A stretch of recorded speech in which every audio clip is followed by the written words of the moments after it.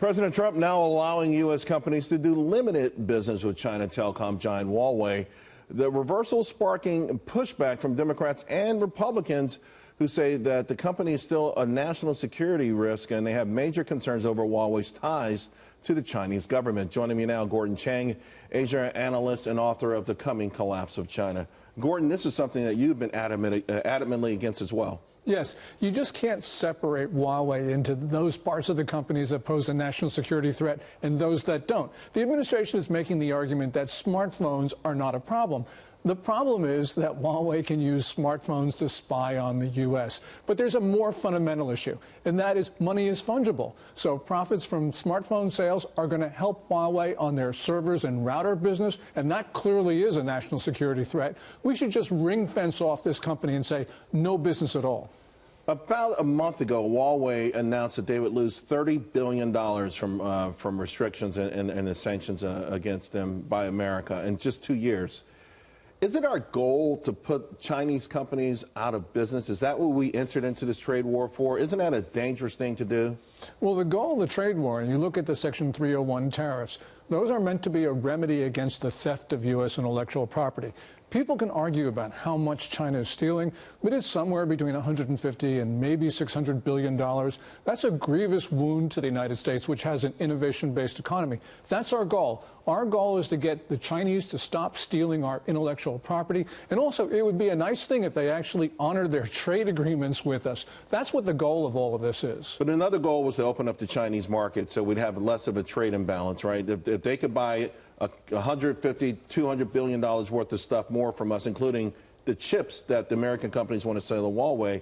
Isn't that a key part of what the president entered this for? Do we forget about that part and focus mostly on the security aspect? Well, you know, the president has talked about the trade deficit, and clearly this trade deficit is a reflection of the Chinese stealing our IP and also the trade violations. So I think that if you don't focus on the trade deficit as a goal, but you look at what we should be doing, we're going to be at a much better place. We got a restart on this thing, but the restart came with a tougher language from China. Tougher demands from China. Okay, we've hit the restart button, but we want this, this, and this.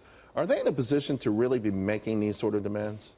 Well, not really, Charles, because right now, you know, you look at the numbers that have come out of the Chinese economy for May, which, you know, imports down 8.5% year on year. That's a real indication of softening demand. Their consumer numbers are not very good.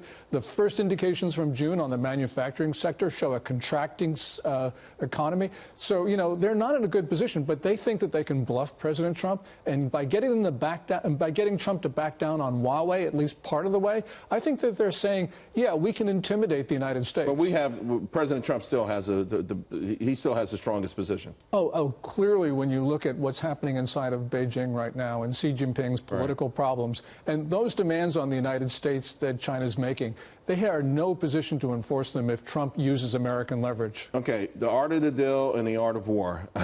You know, they merge in this in my mind, and it feels like, you know, one of the keys in the art of war is that when you have a defeated enemy or an enemy that you can certainly squash at some point, you give them an exit. You make sure they can leave. There's been a lot about China saving face in this. How does an elegant deal look so that that they can get something that they can take to their people and we can take to ours and resume a real fair, honest-to-goodness free trade relationship? That would be nice to think that the Chinese think that way, Charles, but I don't think that Xi Jinping, the Chinese ruler, actually views the world in those terms. You know, he views this as China being the only sovereign state. We can do whatever we want, you know, kick the Americans to the curb. They're in terminal decline. And basically what they're doing, challenging our military, challenging us across the board. This is a problem that we've got to understand the depth of the concern, the depth of China's challenge. Well, that didn't take long. We're talking about these new relationships between the United States and North Korea. It's gone south again just 1 week after that really sunny impromptu summit between President Trump and Kim Jong-un at the DMZ. North Korea accusing Washington of being, quote, hell-bent on hostile acts against the regime. I'm back with Asia analyst Gordon Chang. Gordon, you're also an expert on North Korea. Is this kind of stuff, does this surprise you? It felt like these guys made history last week, and all of a sudden we're back to the saber-rattling. Yeah, it's simple, Charles. You know, North Korea has not made that strategic decision to give up its most destructive weapons. And until it does, we're going to hear stuff like we just heard in the last 24 hours.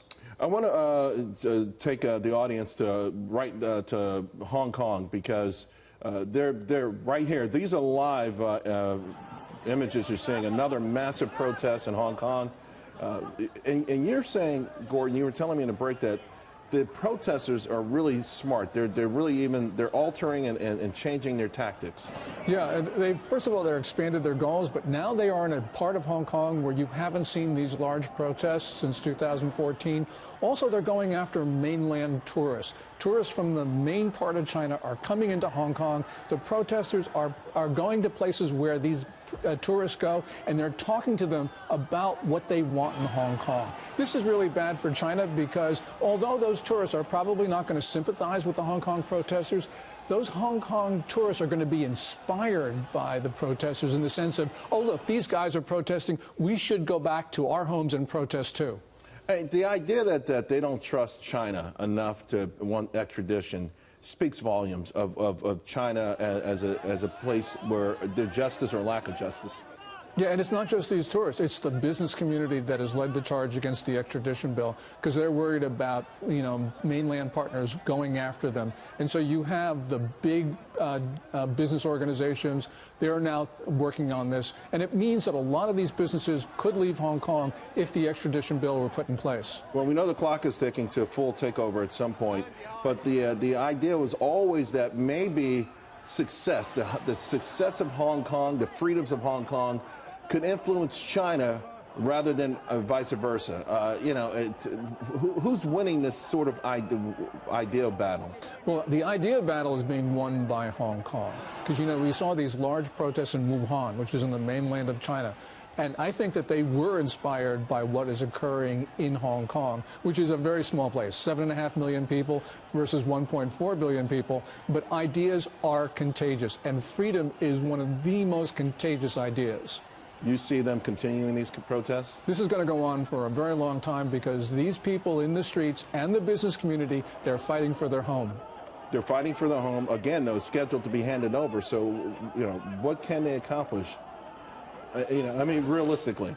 Well, realistically, what they can do is they can preserve their autonomy in the short term, and maybe they can outlast the People's Republic, Charles. Well, I got to tell you, it is inspiring for people watching all around the world, and you're inspiring. Gordon Chang, thank you very much.